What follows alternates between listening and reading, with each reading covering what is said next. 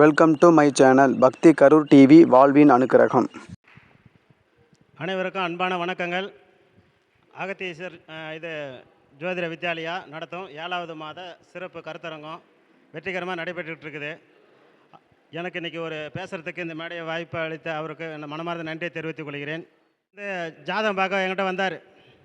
அவர் லக்கணம் ரிஷப லக்கணம், 7ஆம் இடத்துல செவ்வாய் இருந்தது. அந்த செவ்வாய் புதன் சாரம் வாங்கியிருக்குது. புதன் 5ல், அவர் செவ்வாய் சாரம் வாங்கியிருக்கிறாரு. இவருக்கு திருமண வாழ்க்கை எப்படி இருக்குன்னு கேட்டார். மிக சிறப்பாக இருக்கும் அப்படின்னு சொல்லி சொன்னேன். அப்புறம் இன்னொரு ஜாதகத்தை எடுத்து கொடுத்தாரு. அதே ரிஷப லக்கணம், 7ஆம் இடத்துல செவ்வாய் குரு சாரம் வாங்கி குரு 8ல். இந்த திருமண வாழ்க்கை எப்படி இருக்குனாரு. கோர்ட்டில் போய் டைவர்ஸ் பேப்பர் வாங்கிட்டு வந்துடணும்னு சொன்னேன். வாங்கிட்டு வந்துட்டார். அப்போ 7ல் செவ்வாய் இருந்தால் செவ்வாய் தோஷத்தினால அது மாதிரி ஆச்சா அப்படின்னு அவருடைய கேள்வி. அப்புறம் நான் சொன்னேன், இது 7ஆம் இடத்துல நிற்கக்கூடிய செவ்வாய் 5க்கு அதிபதி சாரம் பெற்று அந்த 5ஆம் பாவக அதிபதி 5ஆம் இடத்தில் வலுவாக இருந்து அவரும் செவ்வாயினுடைய சாரமே வாங்கியிருக்கிறதுனால 5-7 பரிவர்த்தனை சூப்பர் பரிவர்த்தனை ஆகினால் இவர் திருமண வாழ்க்கை ஃபெயிலியர் ஆகாது. செவ்வாய் தோஷம் கிடையாது.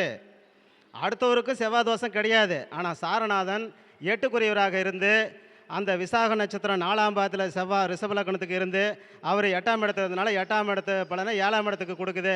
8னா கோர்ட்டு வைக்கல போய் பார்க்கணும், டைவர்ஸ் பேப்பரை வாங்கி ஆகணும் அப்படிங்கிறத சொல்லியாச்சு. இன்னும் அப்புறமேல சரி இந்த மிதுன லக்கணத்துக்கு சொல்லுங்கள் அப்படின்னார். மிதுன லக்கணத்துக்கு 7க்கு அதிபதி 10ல் யார்? குருவு. அவர் புதன் சாரம் வாங்கியிருக்கார். புதன் 11ஆம் இடத்துல போய் நிற்கிறார். அங்கே சூரிய பகவானும் 11ஆம் இடத்துல நிற்கிறாங்க. 2 பேருமே கேது நட்சத்திரம் அஸ்வினி நட்சத்திரம் 3ஆம் பாதத்தில் இருந்தாங்க.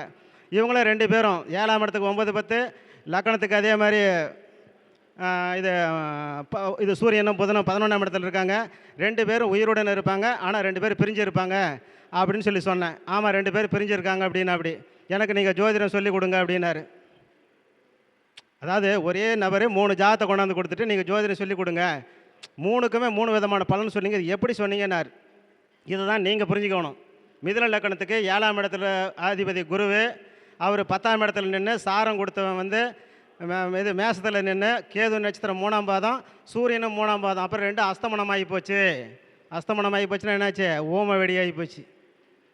அப்போ மேலே அது எடுபடாது அப்படின்னு பலன் சொல்லணும்.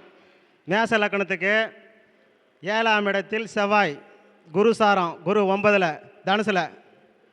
இப்போ சொன்னேன் இன்சூரன்ஸில் உங்களுக்கு டைம் முடிஞ்சு போய் இப்போ பணம் வாங்கி செலவுக்கு வந்ததுங்களான்னு கேட்டேன். ஆமாங்க வந்தது. நாங்கள் இன்சூரன்ஸ்லேருந்து எப்படிங்க பணம் வந்ததுன்னு நீங்கள் சொன்னீங்க. நாங்கள் காலபுருஷனுக்கு 8ஆம் இடத்துல செவ்வாய் பகவான் நிற்கிறார். சாரம் கொடுத்தவன் பாக்கியஸ்தானத்தில் நிற்கிறார். அப்போ பாக்கியத்தை 8ஆம் இடத்தின் மூலியமாக பெற வேண்டும்னு சொன்னேன். அப்போ எவ்வளோ கணப்படணும்? குருவுக்கு 16, செவ்வாய்க்கு 7. அப்போ 2,30,000 அவர் 2 லட்ச ரூபாய்க்கு மேலே வாங்கியிருக்கிறார். அதே மேச லக்கணம் 8ஆம் இடத்துல செவ்வாய், சரிங்களா? அவர் சனி சாரம், சனி 8லே நின்னார். எரும மாடு இடிச்சு தள்ளி இடுப்பு ஒடிஞ்சு போய் கிடக்குதா அவங்க அம்மான்னு கேட்டேன். ஆமாங்கன்னாரு. இதெல்லாம் எப்படிங்க சொல்ல முடியும்?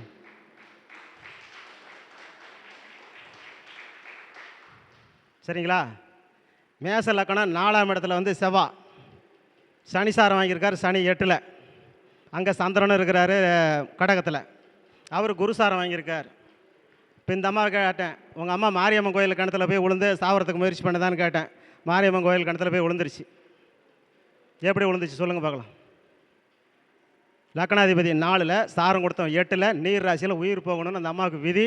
அங்கே விழுந்தது நேசபங்க ராஜயோகங்கிற சந்திரன் குரு சாரம் வாங்கினதுனால அது கோயில் கிணறு, கோயில் கிணத்துல விழுந்ததுன்னு சொல்லி எடுத்தேன். இது மாதிரி சாரங்களில் பலன் எடுத்தால் பட்டாசு கிளப்பிட்டு போயிட்டே இருக்கலாம்.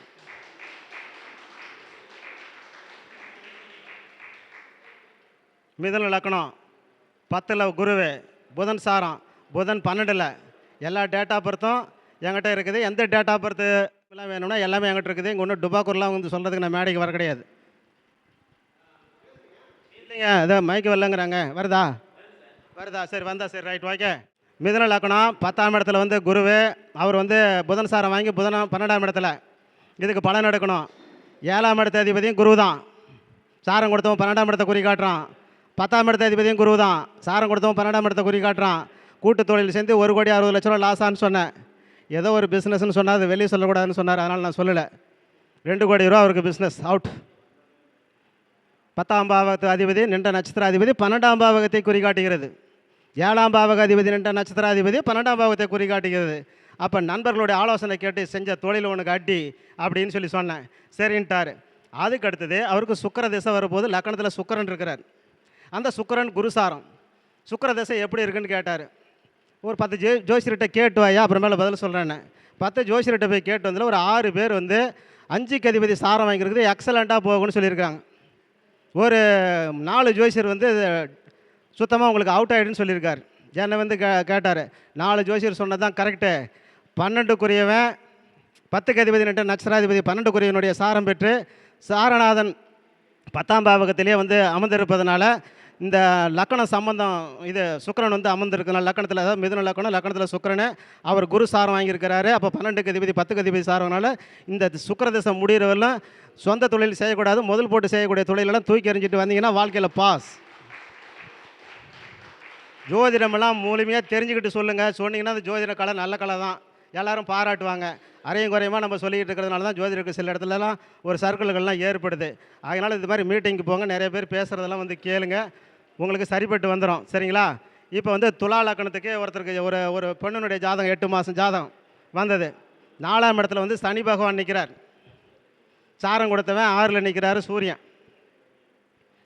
துலா லக்கணத்துக்கு 4ல் வந்து சனி, சூரிய சாரம், சூரியன் வந்து 6ல். இப்போ கேட்டேன், பூர்வீக சொத்தில் நீங்கள் கொஞ்சம் செலவு பண்ணி கட்டடம் பில்டிங் ஏதாவது கட்டினீங்களான்னு கேட்டேன். ஆமாம் கட்டினார். இது எப்படி எடுக்கிறது? அந்த சனி 4ஆம் இடம் கட்டடம், அதனுடைய சொந்த பாவம் 5 பூர்வீகம், அது வந்து 6ஆம் இடத்துல போய் நிற்கிது. 6ஆம் இடம்னா பூர்வீகத்துக்கு செலவு பண்ணணும். இது மாதிரி உணர்ந்து ஜாதகத்தை சொன்னீங்கன்னா ஜாதகம் வந்து சிறப்பாக பேசும். அதே மாதிரி ரிஷப லக்கணம் 2ஆம் இடத்துல வந்து குருவே. ரிஷப லக்கணத்துக்கு 8 குருவினா குருவே, ராகு சார ராகு 5ல். இப்போ குருவனுடைய திசை வந்துருச்சு. பூர்வீகத்தை வந்து 17 கோடி ரூபாய்க்கு விற்றீங்களான்னு கேட்டேன். 1,70,00,000 ரூபாய்க்கு விற்றுருக்கிறார் பூர்வீகத்தை. அப்போ கோள் அமர்ந்த பாவகம் எது? இது 2. சாரநாதன் அமர்ந்த பாவகம் 5, கோளினுடைய சொந்த பாவகம் 8. 8 தொட்டு கொண்டு 2ஆம் இடமும் 5ஆம் இடமும் இயங்குது. 2 வருமானம் வந்துருச்சு. எப்படி வந்தது? இழப்பு 8. எந்த இடம் இழப்பு? 5ஆம் இடம் இழப்பு. சரிங்களா? தட்டுங்க. ஏன் அப்புறம் யோசனை பண்ணுறீங்க? என்ன டப்பாவை தட்டுறது?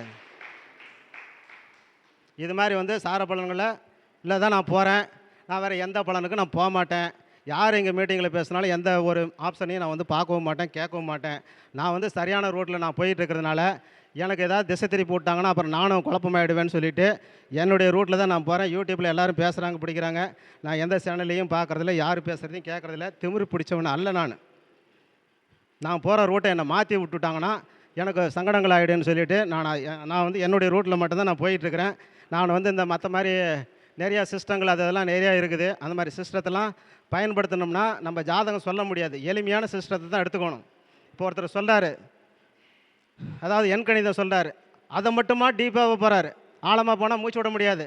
எல்லாமே மேலோட்டமாக தான் பார்க்கணும். எனக்கெல்லாம் வாசலாம் 10 நிமிஷத்தில் வாஸ்து கிளாஸ் நடத்திடுவேன். இந்த மோதிரம் செயின் போடுறது அதே மாதிரி 10 நிமிஷத்தில் நடத்திடுவேன். எதுவும் வந்து லிபரலாக லிமிட்டாக வந்து வச்சுக்கிட்டோம்னா ஈஸி. ஆழமாக போனோம்னா அதில் வந்து ஒன்று பார்த்தீங்கன்னா கடைசியில் பார்த்தீங்கன்னா ஒன்றுமே இருக்க மாட்டேங்குது. வெங்காயம் மாதிரி கடைசி வரலும் உரிக்க சருகாக தான் போயிட்டுருக்குது. சரிங்களா? அப்புறம் ஒரு நேரங்காலத்தை வந்து அனுசரித்து நானும் சேலம் ஆத்தூர் சொந்த ஊர். எங்கள் ஊர் சேலம் மாவட்டம் ஆத்தூர் தாலுக்கா காட்டுக்கோட்டையில் எழுந்தருளிக்கும் எங்கள் அம்மன் மாரியம்மன் அவங்க தான் எனக்கு இந்த பிரம்மஜ ரகசியத்தில் எனக்கு கொடுத்தாங்க. அவங்கள வந்து வணங்கி அவங்கள பார்க்குறதுக்காக இப்போ நான் போயிட்டுருக்கிறேன். தூரமாக போகிறதுனால தான் கொஞ்சம் அவர்கிட்ட ரிக்வெஸ்ட் பண்ணி இப்போ பேசி முடிச்சிருக்கிறேன். நீங்கள் எல்லோரும் கரவொலி தட்டி எனக்கு வந்து மதிப்பு கொடுத்ததுக்கு மிக்க நன்றி, மிக்க நன்றி, மிக்க நன்றி. வாழ்க நலமுடன், வளர்க வளமுடன். எங்கள் தம்பினுடைய கையால் இந்த போர்வையை வாங்கிக்கிறதுல நான் வந்து ரொம்ப பெருமைப்படுறேங்க. ஏன்னா இப்படி ஒரு நிறுவனம் வந்து நடத்தி எல்லாத்துக்கும் நல்லது பண்ணிகிட்டு இருக்கிறவர், அவரும் நல்லா இருக்கணும், அவர் குடும்பமும் நல்லா இருக்கணும், நீண்ட ஆயுளும் நிறைந்த செல்வம் பெற்று வாழ்வாங்க வாழணும்னு சொல்லி மீண்டும் நான் அவரை வேண்டிக்கிறேன்.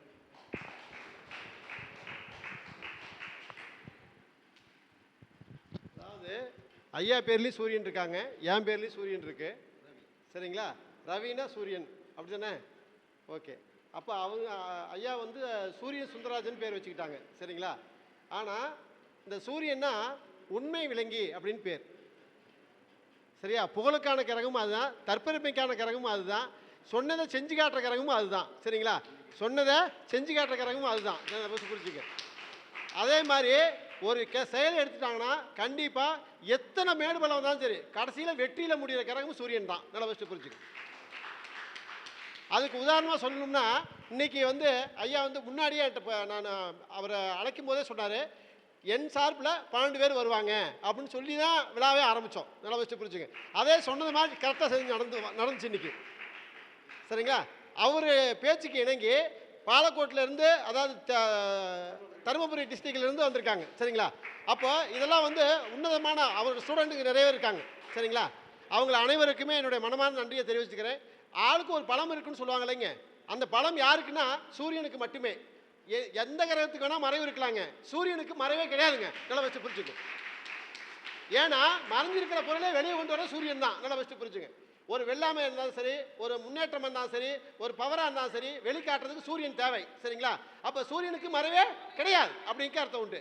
அதே மாதிரி சூரிய நட்சத்திரத்திலேயோ சூரிய கிழமையிலையோ, சூரிய கிழமை எதுங்க, ஞாயிற்றுக்கிழமை பிறந்தவங்களா இருந்தாலும் சரி, அதே மாதிரி சித்திரை மாதத்தில், ஆவணி மாதத்தில், ஐப்பசி மாதத்தில், மாசி மாதத்தில் பிறந்தவங்களா இருந்தாலும் சரி, 1ஆம் தேதி, 10ஆம் தேதி, 28ஆம் தேதியில் பிறந்திருந்தாலும் சரி, சரிங்களா, சூரியனுடைய நட்சத்திரத்தில் பிறந்திருந்தாலும் சரி, சரிங்களா, அது மாதிரி இந்த மாதிரி இதில் பிறந்திருக்கிற அனைவருமே ஜோதிடர்களாகவும் பயணிப்பாங்க. சரிங்களா? எடுக்கிற காரியத்தை ஜெயிக்க வரைக்கும் தோக்க வரைக்கும் விடவே மாட்டாங்க. நல்லா வச்சு புரிஞ்சுங்க. வெற்றிங்கிற நிலைநாட்டம் வரைக்கும் அவங்களுடைய போராட்டம் இருந்துக்கிட்டே இருக்கும். சரிங்களா? அந்த வகையில் பிரபஞ்சம் எனக்கு பவகரத்தில் நான் பிறந்திருக்கிறேன், சித்திரை மாதமும் பிறந்திருக்கிறேன். சரிங்களா? அதனால சூரியனுடைய ஆதிக்கம் எனக்கு இருக்கிறனால தான் இந்த கருத்தரங்க வச்சு நடத்துகிற வாய்ப்பு எனக்கு கிடைச்சிருக்கே தவிர என்னுடைய தகுதினாலேயோ, ஒரு பெரிய வசதினாலேயோ, இல்லை பெரிய முன்னேற்றத்தினாலேயோ இல்லை, இல்லை ஆள் பலத்தினாலேயோ இல்லை. நல்லா வச்சு புரிஞ்சுங்க.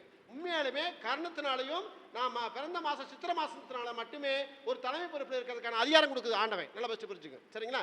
பவகரணத்தில் யார் பிறந்தனா சரி, நிச்சயமாக என்னைக்கா ஒரு நாள் ஒரு தலைமை பொறுப்பை அணிவிப்பாங்க. சரிங்களா?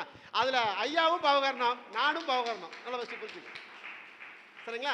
அதனால என்னோட கூட பயணிச்சுக்கிட்டு இருக்காருங்க. இந்த பொன்னாடியை சந்திரசேகர் ஐயா அவங்க போத்துவாங்க.